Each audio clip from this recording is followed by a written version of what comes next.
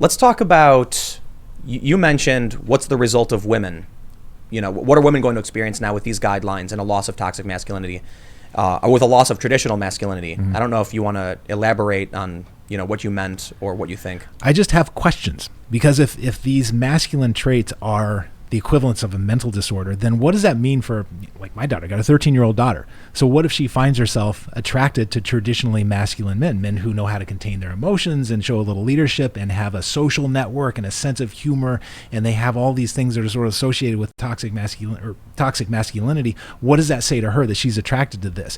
And what does it say that you're going to have men that are quashing these qualities within themselves and trying to be more feminized and more domesticated, for lack of a better term, more tame? You know, is this... Are tame men sexy? No. Okay, why? tell me why they're not sexy. Because, I don't know, because they're not going to go out there. They're probably not going to be able to change the tire. They're not going to know what to do in a scary situation. I think you're, factualizing it too much. Yeah. I think, what's the more visceral and emotive reaction to tame men? I don't know. Gross? Yeah, it's gross. It is kind of a visceral, I'm not interested. Nah. No, not at all. And this is one of the problems, I think, when it comes to the result on women, is that you end up with a bunch of guys. You know the meme of the nice guy. Mm-hmm. Right? So there's actually there's online forums dedicated to mocking these people. You'll see, like, they'll send a message saying, "Hello, my lady, how are you? I am a fancy gentleman. I'm a nice guy." And it's like cringe, cringe, cringe. And then when the woman says, "Well, I'm not interested," he says, "Well, screw you. You're a disgusting, slob, blah, blah, blah." I feel like that behavior is a result of stripping away traditional masculinity. For one, they're not stoic at all. They snap at a moment. They lose what they wanted. They're faking, pretending to be this tame, demure man or whatever to attract a woman. And then when they don't get what they want, they explode. They can't control themselves. Yeah, and I have a friend, Robert Glover. He's wrote a book called No More Mr. Nice Guy. It's a very, very well-received book. He's probably a lot of people in the audience have read this. And he makes the point that nice guys aren't really nice. And he started doing this work long before the APA guidelines and so forth. He's been around for a few decades, and he's been working with men. And his basic premise is that the nice guy, the toxically nice guy, he has a covert contract with the world that nobody knows about. But if I'm a nice guy, my assumption is that if I'm nice to everybody around me and I rescue the damsel in distress and I'm the one that everybody complains to and so forth, I just take it all on, that the world will treat me kindly in return. But it doesn't work that way. And so the nice guys get the opposite experience. They're nice to the world. The world is not nice back to them. Yeah. So the covert contract has been violated, and now they're angry. And I think that the APA is creating a recipe for women being unhappy with men. They're creating a recipe for more of these false nice guys that aren't really nice, because once they feel like that contract has been violated, then they get bitter. Then they start being passive aggressive. And I'm not talking about doing violent things necessarily, but just being kind of turds in life and not being good to the people around them. Well, they're not going to be. So I think it's funny when they say that, women like a-holes. We don't swear here on YouTube. That I've heard this so much when I was growing up, where you'd find these air quote nice guys saying like women really just like jerks, and then they think the reaction is to be mean and nasty, and I'm like, you don't really get it, do you? No. Like, in my experience, and you're the expert, so correct me if I'm wrong, but in my experience, sometimes I am a jerk. I'm arrogant, narcissistic sometimes, absolutely, but typically I'm not. I'm just stern, focused. I'm driven. And I know what I want. I know what I want to get. I'll do right by you if you do right by me. And sometimes I'll tell you to shut up because you're wrong. So you would be considered disagreeable to some extent. So that there's the big 5 personality traits that Jordan Peterson has made them very famous because he talks about them a lot. But it's a wonderful construct for thinking about a human personality. And it's wonderful because it has tons of data behind it. So the traits are openness, conscientiousness, extroversion, agreeableness, and neuroticism. So agreeableness is something that traditionally masculine men tend to be a little bit lower on. And it's actually one of the things that women generally find attractive about a man, because they have the traits that you're talking about in yourself, the ability to say no to somebody, the ability to defend your values. And by the way, that's the opposite of the nice guy. It's right. Exactly. Women aren't looking for the a-hole. They're looking for the guy who can stand up for his beliefs, stand up for her, go after what he wants in life. And so part of that is being a little bit disagreeable when it's necessary, not for the sake of it, which you strike me as somebody who could be disagreeable when it's necessary. Right. And so what ends up happening is, and again, I credit a lot of this to skateboarding because, what I've dealt with the pain, I've dealt with the broken bones. And so I became very confident in myself. Mm-hmm. But I also became very understanding of how much it hurts when you mess up. So I understand the fear. I understand, what people go through. And so when it came to, dating and stuff, my attitude is very much like, if you say something dumb, I'm going to tell you it's dumb. Mm-hmm. So that creates a perception that sometimes you're a jerk. But then these nice guys who are completely agreeable, they're not decisive. They don't tell women, where they want to eat. They just say, whatever you say, whatever you want. And that's, in my experience, I see men failing when they try and do things like this. But I think when you look at the way the woke feminism and like the APA, the way they're trying to make men, it's like they're pushing them into the nice guy corner where they have to act this way. Right. Which is dangerous. What happens when they do everything they're told and they get the opposite reaction? Yeah. Well, what happens? They get bitter and resentful. Yeah. And so don't answer that. This puts you in a weird position, but you wouldn't, because you would tell me no, right? You tell me I don't want to answer that right now. Yeah. So, You can ask me whatever you want. I don't need to qualify this by saying don't answer if you don't want to. To the best of your ability to be objective about it, how do you think women respond to your assertive, sometimes disagreeable nature? Positively. What do you mean? I mean, there's a reason why I'm an arrogant prick. But you're not an arrogant prick. But I'm exaggerating, right? Okay. I'm being a bit self-deprecating, and I think this is another part of it too. It's kind of like in my experience, it is a bit diffusing when I acknowledge or say, I'm a dick and I know it, mm-hmm. And it's kind of like, well, you can be, so at least I don't know. In my experience, I grew up as a rather cocky, arrogant young person who was good at everything, and when I would skate, I was always really good. Not necessarily the best, but I certainly thought I was. Mm-hmm. And so what happens is when my interactions with other people, and obviously when I was younger, I was, often insufferable for sure. I'll be the first to admit it. But because I was very confident and thought so highly of myself, mostly because, and again, I credit skateboarding, I'd be willing to jump off a 6-foot high, ledge of some sort, fall on the ground, roll, get hurt. And I knew I was tough. I knew I was confident. So I had absolutely no problem walking up to someone and being like, "Hey, how's it going? I was hanging out at the park. I noticed you. You wanna go hang out? I got nothing else to do." Because look, man, I've fallen down. I've broken bones. I am absolutely not scared to talk to you and say what I want to say. Right. And if she said no, I'd be like, later. Nice meeting you. Yeah. Nothing bothers me. Whatever. And so, for me, when I would be more assertive, like, here's where I want to go eat. If you don't want to come, I don't have to tell you. Today, I want deep dish pizza. Mm-hmm. Well, and they say I don't want deep dish pizza. I'll be like, I'm going to get deep dish pizza. You can come if you want. Mm-hmm. And typically, it's like, okay, and things tend to work out positively in that regard. Mm-hmm. I'll put it this way: I think highly of myself, and I do what I want to do, and no one's going to get in my way. So if I wake up and say, I know for sure I want to go to the hibachi place down the street, you're probably not going to convince me not to do so. But I'm not a complete prick, right? If you were like, look, man, I know you really, really want to go, but I've been dying to go to this place. Do me this favor. I'd say, okay. Okay. So you've laid out that you are perfectly willing to ask for what you want in life. So can I ask Lydia how she thinks women respond to this side of your personality? Go for it. Yeah. So what do you think? How do women respond to this side of his personality? I appreciate this. Yeah? Honestly, personally, when it comes to our interactions at work, it's like, if I made a mistake, I'm going to know about it. And I would infinitely rather know that I messed up or that something is wrong than be not sure where I stand and to be kind of out on the edge. Okay, so that's in a professional context. Right. What about in a social, romantic context? How do you think women respond to this side of his personality? Socially, to have somebody who's like, well, here's what I'm going to do. You want to come with me? I think it's great because women are very indecisive. And you need someone who's like, oh, here's what we're going to do. Here's what I'm thinking. Give me your 2 cents. We'll do whatever you want to do. But this is what I was thinking. I have a plan.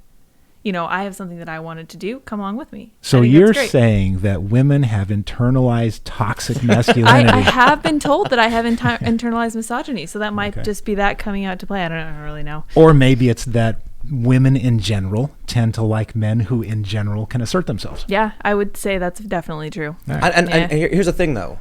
I don't really look at it that way. Like, I'm trying to assert myself. I want to do what I want to do. If, that's the definition of being right. You're confident, right? Because you're not checking in with anybody else to ask, is it okay if I do what I want to do? You're just doing what you want to do. That's the definition. It gets me in trouble sometimes, Sure. but it leads to success. Sure. So, I remember when I worked for, I'm not going to name media companies, but everybody knows where I worked.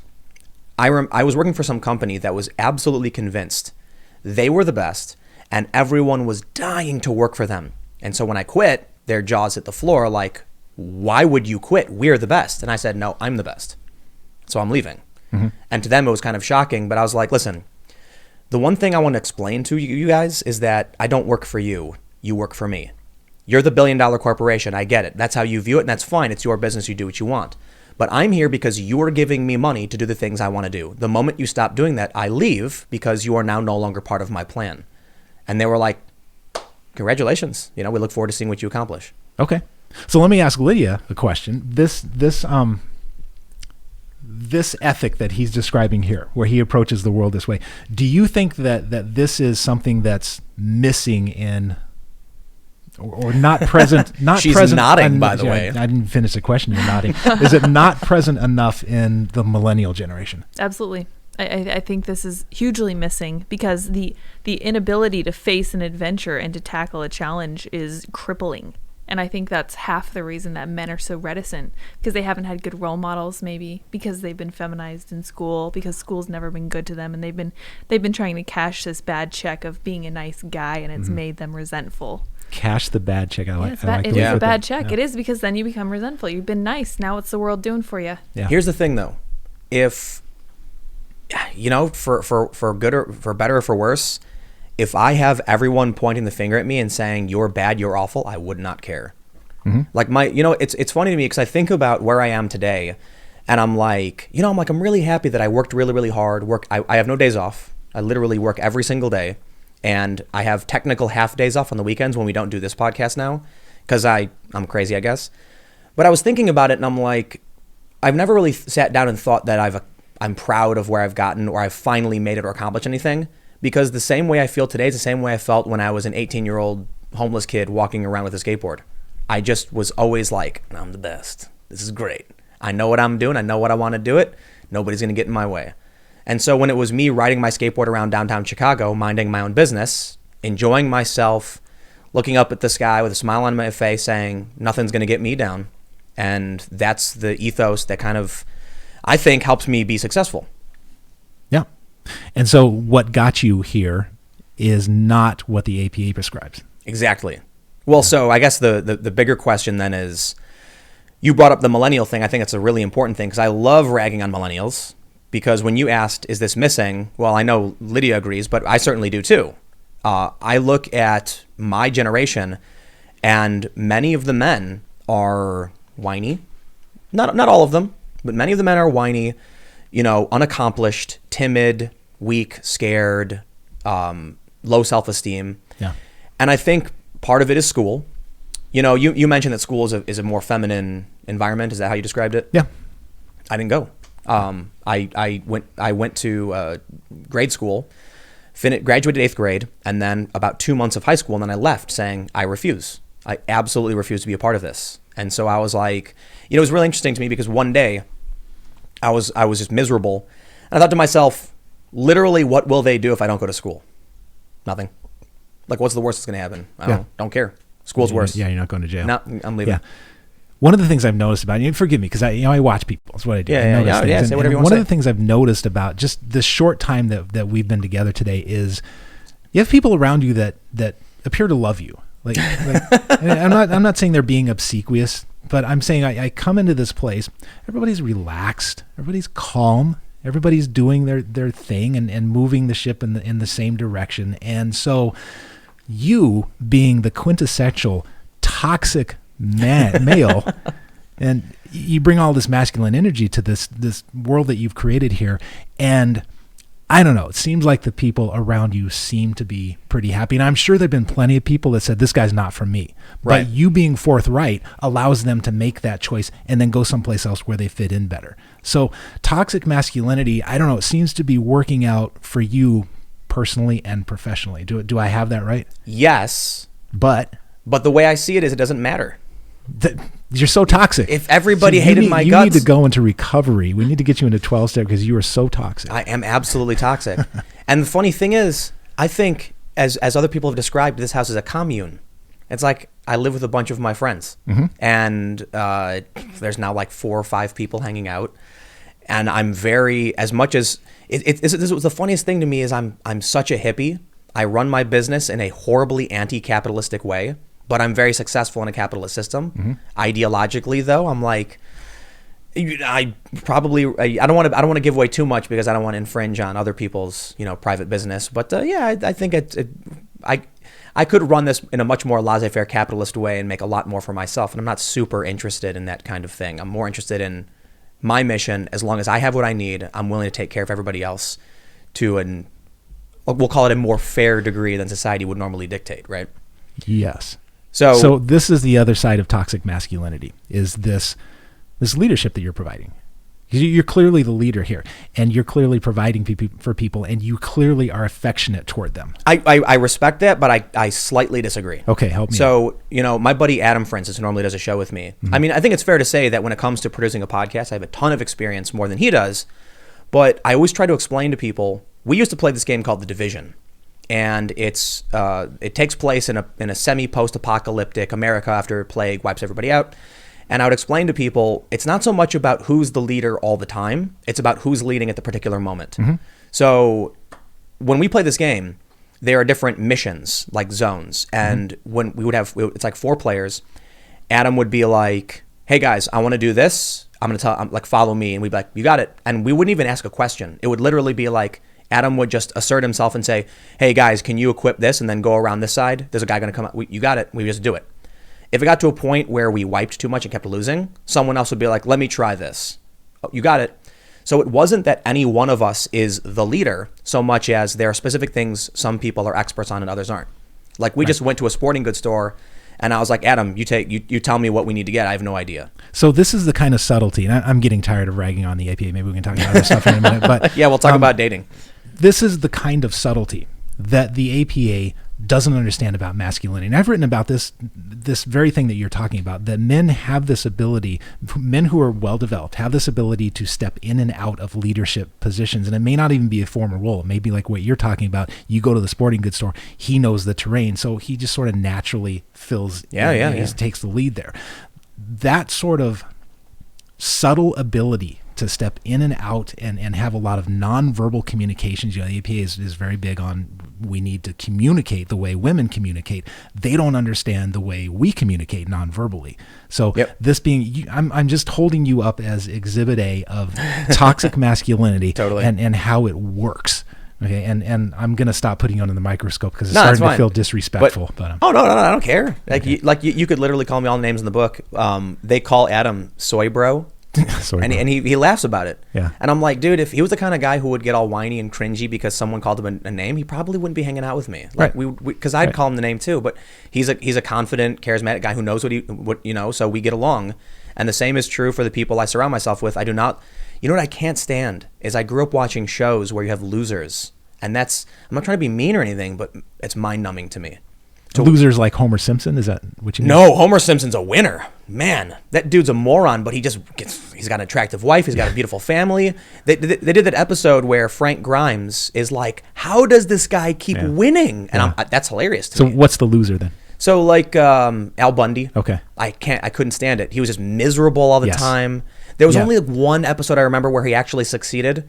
He punched a guy in the face and then sued him for breaking his hand on his face.